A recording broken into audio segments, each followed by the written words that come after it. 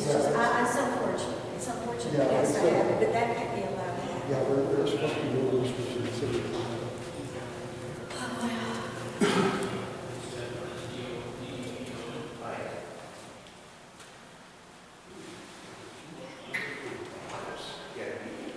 No, I have boxes of stuff. I really should know this, but Call him your name, Brad.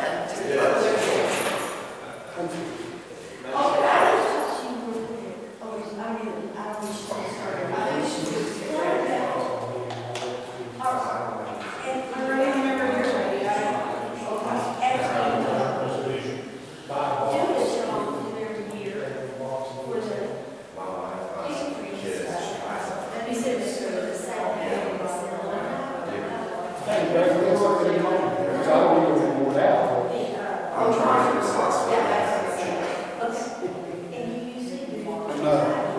Going on a field trip, going out the road with grocery store. So when you see them,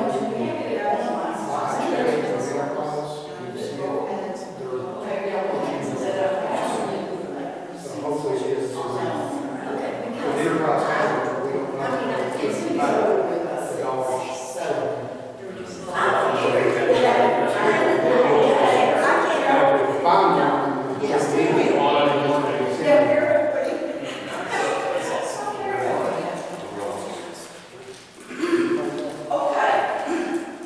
I think we're ready for Glory to get started. We're welcome Dr. Glory. And this isn't her first time doing this, but we have a few more people here this time. Yes. My husband was gonna come and he got some doctor with a respiratory thing and he's coughing incessantly and I said, you're gonna disrupt the whole place. Actually, I have never heard your presentation. Well, yeah, the last time I did it was December of 19. So, And we did flu shots then. yeah. We had the lady from Kroger here, she had flu shots for her. Not all of them, but during the course of the evening. All right. So is everybody ready to sit down yet? Was it on? Yoo-hoo! We're starting right there, city boys. Come on. We're gonna put you in detention. Yeah. All right, so I'm gonna go ahead and get started because there's a lot of material in here. We're not gonna talk about every little thing. But I put it in there in case you all have questions. First of all, the history of vaccinations, I think is pretty fascinating. I've always been interested because I'm a physician. I've always been interested in the history of disease and how we treat disease and how it actually impacts our society. So you'll see through here, there's a lot of themes of that. I'm not going to talk about the plague. I'm not going to talk about COVID. I'm not going to talk, I mean, you can ask me questions if you want at the end, but I'm not going to talk about plague because there are no vaccinations for it. It is actually treated with antibiotics. So there's really not anything to talk about. I'm not going to talk about COVID because it's not history. It's current events. You're not really yet in a history mode with that. I think in 20 years we'll be more in a history mode. If you have specific questions, I can talk about it, but I think the history of vaccinations has a lot of material already. So we're going to go ahead. Just to let you know, I hated shots when I was a kid. Vaccinations to me were pure torture. So this is kind of my view of it. I don't know if you can all see that since you're all sitting in the back. Every time I went to the doctor, I got a shot for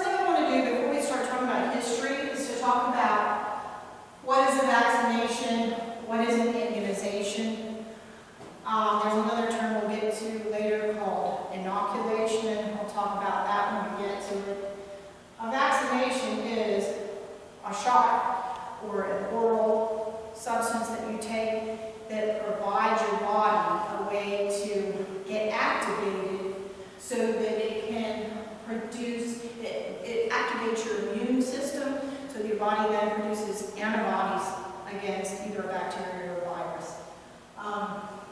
That term came from Latin when Edward Jenner, we'll get to him in a bit, produced the first vaccination, successful vaccination against smallpox. It was using cowpox because if you had cowpox, they noted that you would become immune to smallpox. Cows in Latin are waka, but we would call it vaca if we looked at it, V-A-C-C-A. And so that's where the term vaccination came from. Immunization is used synonymously, however, it's not exactly synonymous. It doesn't really take into account the fact that you have measles, you are now immunized. You don't get measles twice. So you're either immunized through disease or you're immunized through a vaccine. So I bring that up largely because there are people who call immunization when they take a drug to prevent them from getting a disease. That's not the same as activating their immune system to produce antibodies that are going to kill those viruses or bacteria. It's not the same. And this is relevant because we have a quarterback of an NFL team named Aaron Rodgers who told everyone that he was immunized against COVID, but he wasn't. He had taken a homeopathic therapy to try to boost his immune system like you would with vitamin C or zinc. Those aren't immunizations. So there's importance to those words. You got everybody else about that. Okay, why do we even worry about vaccines? Why did anybody come up with the idea that we had to have a vaccine? Well, the problem is that we have all these bacteria and viruses that cause these three things. They cause death. And if you don't die, you might become deformed, maybe because your mother had it when she was carrying you, or maybe the virus or bacteria itself will cause that, or you become disabled. Polio is one of those that causes deformity and debility and death.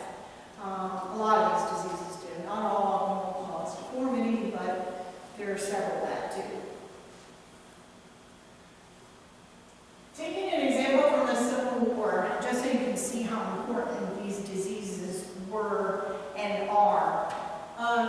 2/3 of the casualties in the Civil War were actually not battle related. They were not related to guns, bullets, machetes, whatever they used, daggers, swords. They were related to infection. So that's 2.5% of the population, which is in today's numbers of population, that would be 7 million people if you took 2.5% of our population. That's a lot. It was worse on the Confederate side because they had fewer resources to be able to try to provide supportive care. And you can see dysentery, typhoid, pneumonia, measles. A lot of people died of measles in the battlefield. Malaria, tuberculosis, all those things. Lack of medical knowledge, of course, it was before the germ theory. So they didn't know how to treat these diseases except supportively the best they could. They didn't have knowledge about how sewer affected some of these diseases like typhoid and dysentery. And then the facilities that they did have, if they had them, were just jam-packed full of people. So it was not a good situation in the Civil War. And there are a lot of third world countries that don't have a much better situation now. So this started thinking about vaccinations or trying to prevent disease. Actually, the Chinese did. Interestingly enough, as far as we know, back in history, this is documentation, that at least in 1000 AD they were doing this where they would take somebody who had a smallpox lesion that was crusted and they would scrape it and get like a powder, and then they would make the person they were trying to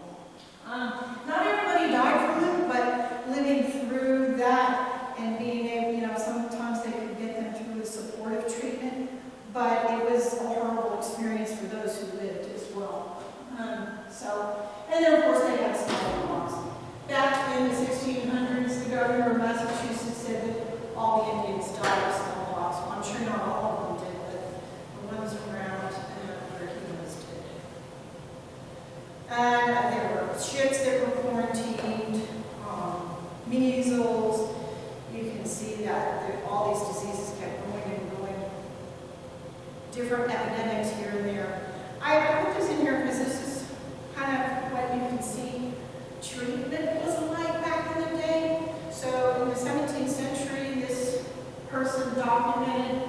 You can find these in diaries and things back in those days. He had smallpox.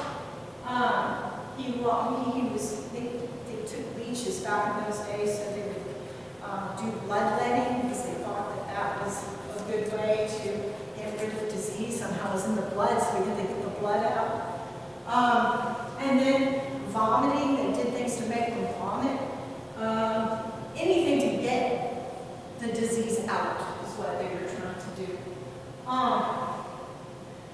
Spelling is a luxury back in those days, so 12 bottles of small beer acidulated with spirit of vitriol. Spirit of vitriol is sulfuric acid. That does not sound good at all. I'm not sure why they didn't decide to die of the cure, you know? Yeah. So the first real attempt in our country for a vaccine for smallpox, which was always coming. There were waves of it in various parts of the colonies. Started with a guy named Cotton Mather. Cotton Mather was a really interesting individual. He was a Harvard graduate. He was a clergyman. Cotton's father's name was Increase. I thought that was interesting. He had 3 wives, 2 of them died. The 3rd one became insane. He had 15 kids. Of those kids, only 6 made it to adulthood, and only 2 outlived him. So a lot of disease you can see in those days. During his period, he had an African-American slave. He was a clergyman in Massachusetts with an African-American slave who told him that in Africa they had a way to protect people from smallpox. And explained to him how it happened. Well, what they did was they also would put people next to each other. They would make a cut in someone's arm, and they would take the person who was deceased and inoculate, basically put live bacteria. They didn't know what they were doing, but they knew that it would work. And let that person become exposed to the bacteria. They call that variolation, and that was controversial.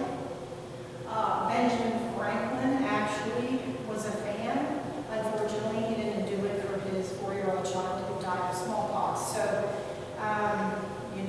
it's one of those things where you still could die. And so that's why people were a little afraid. They had a 3% death rate from variolation, but they had an 18 to 30% death rate from the smallpox itself. So there's always, the storms, there's always risk versus benefits for everything you do. If you do nothing, you may die of smallpox. If you do something, you may die of smallpox, but your chances were better, is what they thought. So cotton maker is also important. If you know anything about the Salem witch trials, he was a big believer in witchcraft. In the 1700s, you kept going. Smallpox, yellow fever, diphtheria. This is where Benjamin Franklin loses a son. Charleston had a smallpox epidemic. You can see the numbers are better. 4% who were variolated died, while 18% who had natural infection died. So there is a clear advantage here, but it still was a problem. Meanwhile, in that same epidemic, half of the Cherokee population died. So it really hit them hard. Philadelphia gone into quarantining vessels because they realized that some of this disease was coming from ships. So they would quarantine them. And they actually have a hospital in Philadelphia that still stands to this day. It's not actually being used. That they used for over 100 years, where they would quarantine people in that hospital that were coming in from ships. Philadelphia was ahead of its time as far as trying to make sure that their population stayed well. London had a big, huge smallpox event, and at the same time, interestingly, they discovered that measles could be transmitted from an infected patient to a healthy patient, and this is 100 years before the germ theory. But they figured out that there was a transmissibility. Because prior to this, if you read any of the literature in those times, they thought it was miasma, the bad air. Even in London, where they had issues with the stench from the river, the Thames River, back in the early 1800s, they worked to clean that out, not because of disease, but because of the smell. They didn't understand that the smell was one thing, but disease was another thing again. So, anyway, John Adams goes through this whole thing in his autobiography about how he actually went through the variolation, and he claims that the treatment that he got during the variolation was they didn't just variolate him, they gave him milk and mercury. And mercury is not really the least toxic thing I could think of, but he blames that treatment for the fact that he lost his teeth. And he was just like George Washington in his old age, no teeth, couldn't talk and couldn't eat. But what I found interesting, we all know that George Washington had wooden teeth and things, but I didn't know he attributed it to cracking walnuts with his teeth in his youth. It's probably not how he lost his teeth. Then there was somebody in the 1700s who figured out there was a difference between chickenpox and smallpox, which is important because more people survive chickenpox than smallpox. Catherine the Great of Russia was a big variolation fan, and then this is where Dr. Edwin Jenner started working on his vaccine. He created a vaccine in the late 1700s, and the Royal Society of Medicine didn't believe him that it would work, so he had to market it other ways. George Washington had a huge issue. This is another place where you can see how disease impacts war, which impacts maybe what happened in the outcome of the Revolutionary War. He lost half of his forces in Quebec. 10,000 men, 5,000 died, or they fell ill. So he lost them to battle. And a lot of folks have thought that a British commander actually intentionally spread the disease. At any rate, there is also thought that this is how the northern part went to Canada and stayed with the British Empire because of the germ warfare that effectively they were waging. So George Washington, just as far as I know, the first time I could find that there was a mandatory inoculation. George Washington said his troops had to be inoculated. I don't think he wanted to go through that again. Andy Jackson's brother died of smallpox, and there are all kinds of attempts at this point in time to pass legislation about smallpox inoculations, whether you should be imprisoned if you didn't have it, etc. Yellow fever came to Philadelphia. Yellow fever was a huge thing, as we'll find out a little bit later. Napoleon's sister tried to make, I don't know what role she had, whether she was their medical officer, but she tried to make vaccination mandatory, but they didn't have an enforcement method for her. There are all kinds of people who got on board with this. Then in the 1800s, you had cholera pandemics, which were severe. They started in Asia and they swept around the world. Notice everything starts in Asia. It's so weird. After Jenner's and vaccination became widely used, there was noted decrease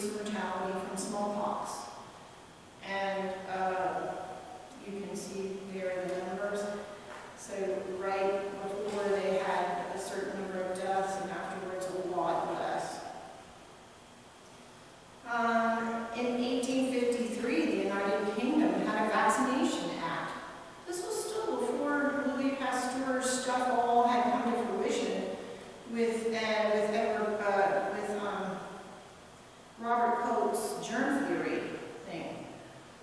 So it's pretty interesting that they're making a vaccination act without really understanding anything about the actual little things that cause these diseases. Massachusetts in 1855 made vaccination for smallpox mandatory for school children because they saw that it was having an effect. Pasteur's daughter died of typhoid. That was a huge thing for him. Germany in the 1870s had a mandatory vaccination, a revaccination law.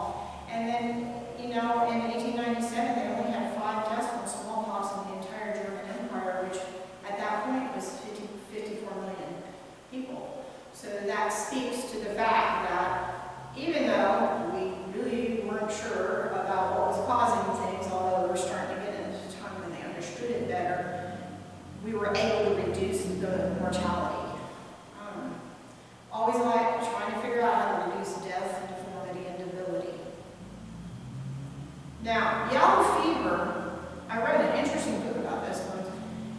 Memphis actually was a very booming city and was on track to become one of the largest cities in the U.S.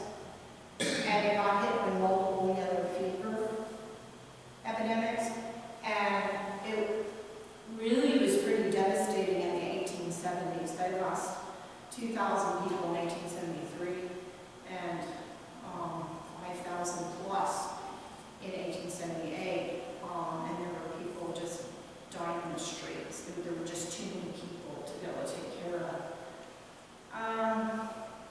And then you can see that they started researching rabies. At this time, they started doing a lot more research because they had more microscope evidence of the various diseases. They found rabies under the microscope. Then they started researching anthrax, and they actually got a rabies vaccine back in the 1880s, which is pretty good. Now, as I pointed out before, not everybody is always on board with vaccinations, and that's from a long time ago. So there was an Anti-Vaccination League of America in 1882, but they thought that the reason that people were getting smallpox was because of the filth in the streets. And in those times, you still had horses in the streets. Streets were filthy in all the major cities, because that was the major mode of transportation. So we didn't have anything to deal with that.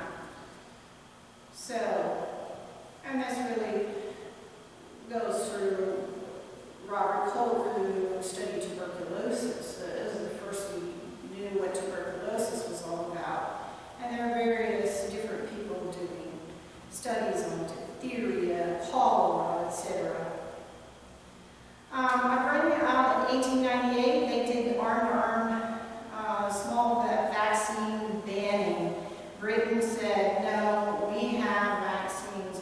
We don't need to do the arm-to-arm thing anymore.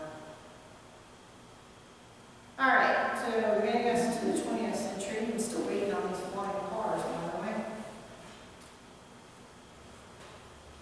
Back in 1905, the Supreme Court said that mandatory smallpox vaccination programs were fine because of public health. And what you'll see is as you go through the decades, there's a tension between public health and people not wanting to take vaccines. And that's probably a tension that we're always going to have, I believe. And we had whooping cough. Typhoid Mary was identified in 1909. I don't know if you remember her. She was a lady who was an asymptomatic carrier of typhoid and gave typhoid and killed a lot of people in New York City. She didn't do it on purpose, but she was asymptomatic. We had a number of measles outbreaks. A lot of measles were killed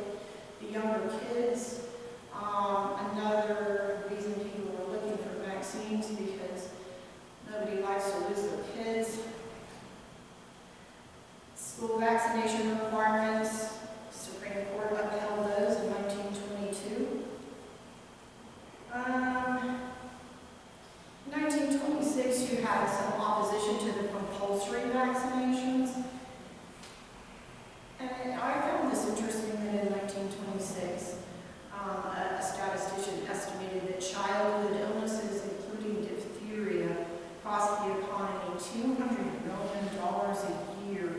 That's in 1926 dollars. So that's a lot of money. Now we come to polio, which really started having a lot of epidemics in the 1920s. And they started developing the iron lung, because one of the things that happens with polio is polio, for the majority of people, is totally asymptomatic. But the people who are affected in their nervous system can be affected all throughout their nervous system, including the nerves that supply the lungs, which means that you die because you can't breathe. So they developed these iron lungs to try to help people breathe. I think it was just last year that the last iron lung patient died, and he was here in Dallas. He lived his entire life after he got his polio in an iron lung. He got a law degree. I mean, he did a lot of things. He had a law practice, but he got to the point where he could get out of the iron lung for a certain period during the day, but he was still dependent on that iron lung. There are many people that didn't live that long though, because of infections that they acquired from issues with breathing. There were some disasters with vaccinations that they tried to do for polio as well. So not everybody was so keen on that. I don't know if you remember the stories about Franklin Delano Roosevelt as president. He actually had polio, and he was a big promoter of polio, raising money to fight polio. And he would have, for his birthday, there would be balls like dance balls, all around the country that sort of the wealthier people would be invited to and have to have an invitation, and they would have to give money to it to raise money for polio. Does anybody here know anybody with polio? You had polio? My cousin. Was your cousin older than you? Well, Was your cousin older than you? oh yeah. Yeah. I took her diapers. Always needed. You came back to her. Yeah, so polio, I remember only the vaccinations, because the vaccines came out right around the time I was born, and then they had the pushes in schools for the vaccine campaigns. And I remember parents talking about so-and-so with polio, that they were always older than I was. Yeah. So I didn't actually have any friends with polio, but older people do. And one of the things with polio is you can come back years later and get what's called post-polio syndrome, which is very painful, and it can cause debility. If you have a little limp still from polio, it can cause pain in that leg. It's very severe pain. And I think because of the fact that polio virus initially infected the nerves, and nerve pain is a terrible pain. So it's not something that anybody wants to have. In 1948, there was an improperly made diphtheria vaccine, so you can see that not everybody had great experiences. We even had a bad batch of smallpox vaccine into the 60s. So, it wasn't as standard. Okay, the 50s. The 50s probably is the most important for things like isolated chickenpox, but mainly the massive polio vaccine, things that started in schools. Everybody would go to school. They had, sometimes it was a sugar cube, sometimes it was just a little drop of something that you thought couldn't have helped anybody with anything, but that was the vaccine. And the important thing about that, from my perspective, is there were people who came up with vaccines, Dr. Saban and Dr. Salk. One was an oral and one was an injectable.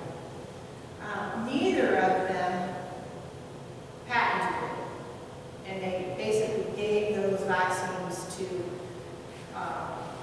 history and said, here, we need to get these out to everybody. We don't need to have people dying and deformed and debilitated. So that is never been done again. Now everybody makes money. So right, the Russians tried it. They actually tried the oral as well. So that was an important period because dramatically, if you look at the graphs, dramatically, as soon as those vaccines were given, the incidence of polio dropped completely, like things they had never expected. They didn't expect it to be that good. 1960s, rubella was finally isolated, and then they started doing the measles. They had all different vaccines that they were licensing. But in 1964, we had a very bad measles outbreak, and it wasn't measles, 3-day measles, the rubella, and that created a whole issue with pregnant women who were at least 20,000 congenital rubellas, severe people could be deaf, could be blind, heart valve disease, so it was not a big hospital army. And then, this marches you through the 60s with the various vaccines. We got better at smallpox and not requiring as much vaccines, the smaller amounts. They started licensing different rubella vaccines, and yellow fever started to become an issue again in South America. And in 1972, in the U.S., we stopped smallpox because we had eradicated smallpox in the U.S. We still did smallpox vaccines if you were going overseas to an area where they still had smallpox. And until 1990, the military still inoculated against smallpox because of germ warfare issues. I suspect that they still do for certain people deployed in certain areas, but they don't do it routinely anymore. They don't, the military doesn't always tell you what they're doing when they do those things. Anyway, we have the last case of smallpox in the world was in 1977.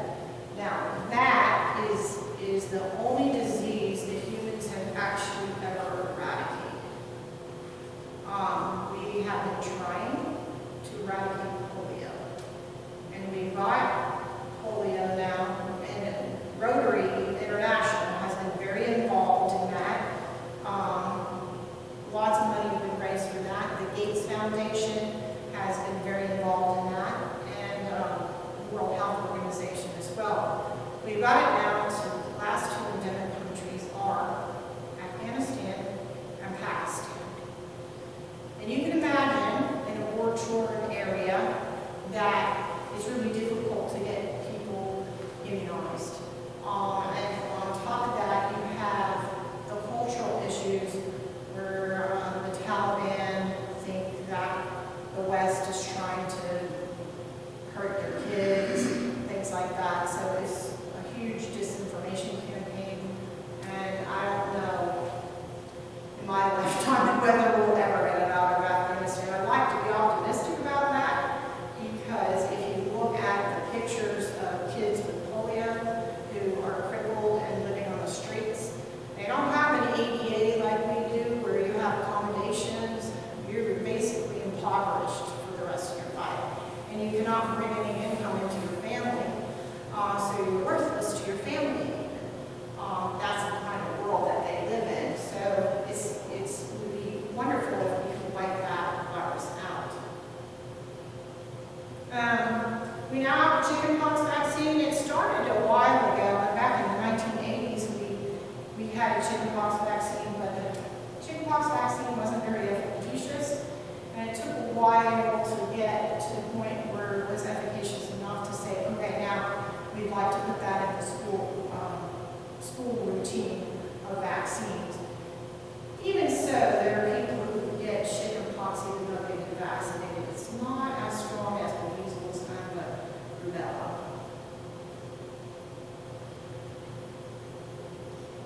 And one thing that lots of people will talk about is this gentleman who is an MD in Britain, Andrew Wakefield. He produced a paper that said that the MMR vaccine was not safe and that it caused autism, which created a huge uproar among parents, as you can imagine, until it came out that Andrew Wakefield had a competing vaccine that he wanted to get on the market.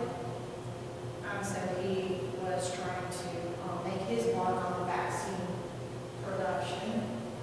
And also that his other co-authors decided, once they realized that it was a very small sample that he was using for this study, they backed out and refused to now support that study. They have tried on multiple studies to reproduce that result, and they have not been able to find a link in multiple studies for the MMR causing autism. Unfortunately, Dr. Wakefield has gone around and lectured around the world and probably was responsible for a measles outbreak in Minnesota where there were a bunch of immigrants from Somalia and managed to convince them not to immunize, and we had a whole bunch of kids that were in hospitals and some on ventilators because measles can be very serious. So, anyway, so in the U.S., we had it actually eradicated measles at one point in time. We've had a huge decrease in polio. Wish it were 100%, but we haven't had a huge increase.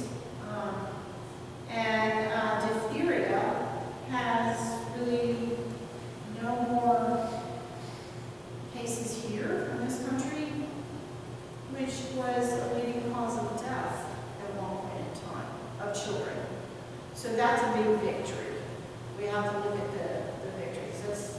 If you read any stories from the 1800s of kids and what they died from, diphtheria is a big one. Anyway, that's all I read. If you have questions about any of the vaccines, any of the diseases,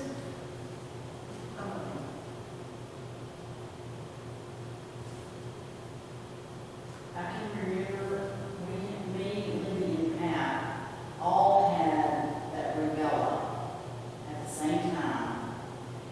And we were, Mom made us a bed on a fold-out couch so we could watch TV from my TV in the living room.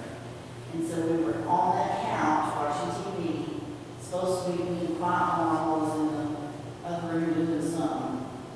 And we were, of course, itching all over, the measles all over us, and it just sick. We had fever, not feeling good, and on top of that, I had 2 front teeth that were loose. So I had a sheet in my mouth on the bed. I guess it made my teeth feel better. I don't know why I had it in there. But Lindy jerked the sheet and jerked my teeth out of my mouth. hey, well, she was doing you a service, right? Yeah, then I was covered in blood and all the measles. I just remember that was the most horrifying time. Yeah, no, I remember having those diseases myself, so I remember that. But by the time, when I was in the military in the 80s, and I'm stationed in England, and in England, they didn't have all the same requirements for vaccines. So I had a little girl who was like about 8 years old who walked into I was doing the night clinic, and she walked in, and she had these cheeks like this, Oh my God, she has the mumps, you know? And I said, so tell me, you know, what's going on? She says, well, I think she has mumps, but she was vaccinated for it. Sure enough, you open up the record, there's the vaccination, right? Well, the problem is, you know, there's no vaccine that's 100%. So what you're hoping to do is get what they call, and you heard about it a lot during COVID, the herd immunity.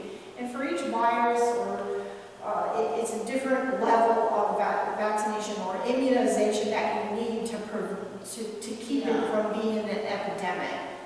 Well, the English girl next door had invited her to tea.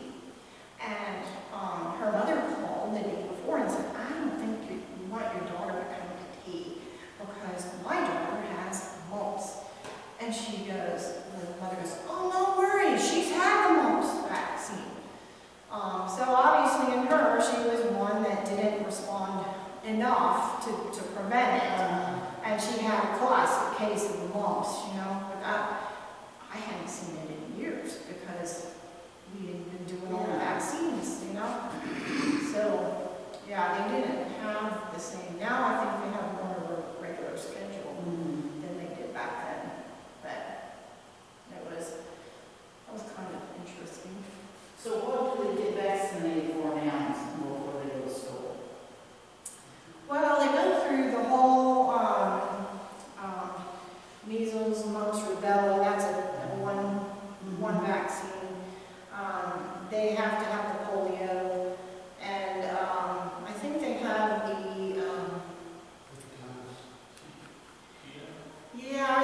they do hepatitis though early. They have to have it, but usually they start like very young in the infancy.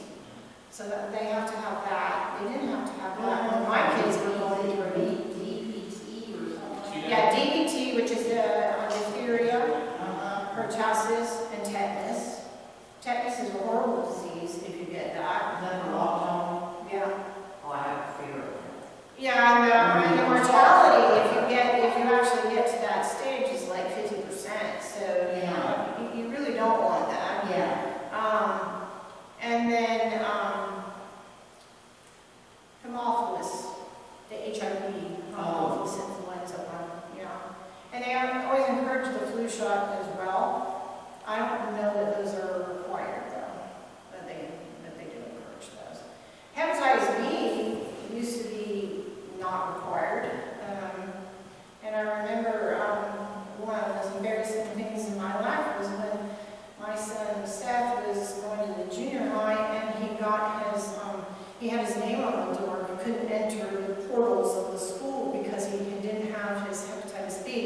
Well, it was just the first year they required it, and he was going into 7th grade. He couldn't show up because he didn't have it.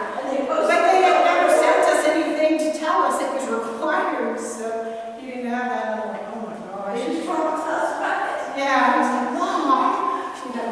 So, yeah. So those are the... Varicella, and then. Yeah, the dengue, chicken pox. those are also. Yeah. Yeah, chicken pox. So, chicken pox is not required. All my kids had it as a disease, and it's a miserable disease. I didn't do the mumps. Oh, my. Well, you could have had it, and some kids get, in my case, they don't know it. When our kids had chicken pox, my husband said, I've never had chicken pox. His mom was still alive. His mom died of chicken pox. She says, I don't remember you got a chicken pox. So, they climb on his lap and, jumping all over the chicken pox lesions, and he was like, well, here I'm going to get chicken pox. He never did, so I said, I bet you probably had a really low level of it. Maybe you had one lesion in your scalp or something and nobody knew. And that happens to some people. And other people get severe chicken pox. Oh, yeah. You can die from it, actually. Well, I was babysitting back when my grandkids were little, and I had like 7 or 8 kids that kept during the day, none of them at school, and except for one little girl. She came home from school with chicken pox.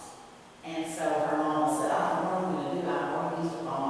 I said, just bring her on over because the rest of them are destined to get it anyway. You might as well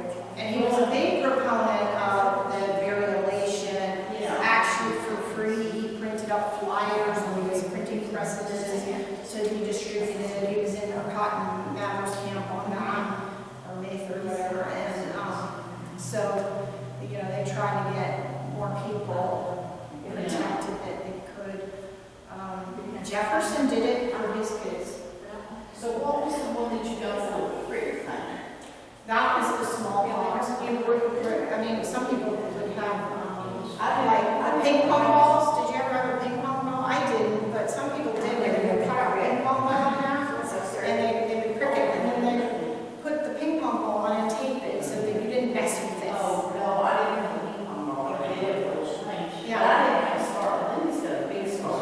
Yeah. My kids did. Show my age now. Did they have, My kids had it, but we were an issue. I'll sit there and I'll say, you had a small one? They had, no, they had the star And from we use that as chips. The shot. the shoe. Yeah. Because it calls me voice. Yeah. They told that. So the younger people today, Small. Right. It's one of them. So, you know, this Cotton Mather had 15 kids, only 6 survived, and, you know, into adulthood. So that means the others died of some one of these diseases. And actually, the flu is, we didn't really talk much about, we had somebody come to, Richardson. Oh, yeah. Carolyn Cooper was here, and her great-grandmother died in that Oh, 1990. and the professor Guess what? and he said, I am If you so don't take me seriously, I'll be not gone. excited, but he's so excited to actually give a lecture and have somebody in the crowd that had a relative. I'm just for the nine hospitals is that That's amazing. Yeah, remember that was good. So, you know, the flu, actually, I have an aunt who did my dad's side of genealogy, like back to your dot, you know, and so, I was reading about this one family that shared trace about where so he was with my great-grandfather, he and his wife, two of his kids, died of the flu. And they didn't call it that, they called it the Great Sickness. So I looked up the Great Sickness of, you know, that year or those years, and it apparently was an influenza that came from Europe. It was particularly virulent, and just wiped out a bunch of people. And he said, Fortunately, my ancestor was already born in, because he was a kid, but he was taken to a family member to be raised, but I had a lot of people in that he said town. they didn't know him, but they started to get it. He told me it was Yeah. So when he got sick, well, they just went and said, Yeah. that's bad. And that's very bad. And then the flu, where they ended up, and then they started getting it everywhere. Yeah. That was a bad influenza, and it was actually the second one that they killed more people. Yeah, 1990. Yeah, so, yeah. So I mean, that was an interesting one too. The problem that you have with, you know, like measles or mumps and rubella, they have kind of stable viruses. But influenza and COVID and some of these others mutate all the time. Yeah. And so, you're all like, when I was in England, everyone, they had to get vaccinated, because military, and it's like, we all have to get vaccinated, so we're all vaccinated. And then half the baseball got flu, because it was some UK strain that they weren't vaccinated for. Yeah. Yeah, I mean, and that's the problem. Although they do say, the studies show that even if you have a vaccine that doesn't match what's going around, that you still have some protection. You get less sick, you know, so there must be some buffers in there that they don't want to you know, because what you're trying to do is get your body to say, oh, that's a foreign invader, I recognize that here in the country. That's what you're trying to do. Now that we understand germ theory, we know what we're doing with these things. Unlike the people who were developing vaccines to smallpox back in the day, we understand now what we're trying to do and how better to do it. Is it perfect? No, it's not perfect. Are there people who are going to have reactions? Yep. So people have reactions to asthma. So, you know, it's the risk-benefit trade-off. enough to make out. So, and some people can't take the vaccines.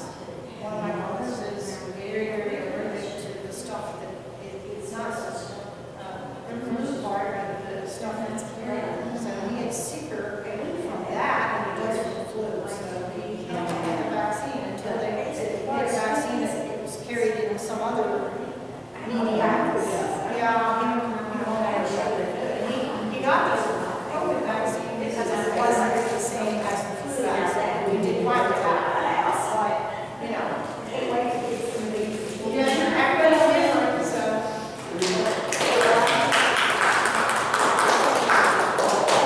Oh, we have more than 3. Yeah.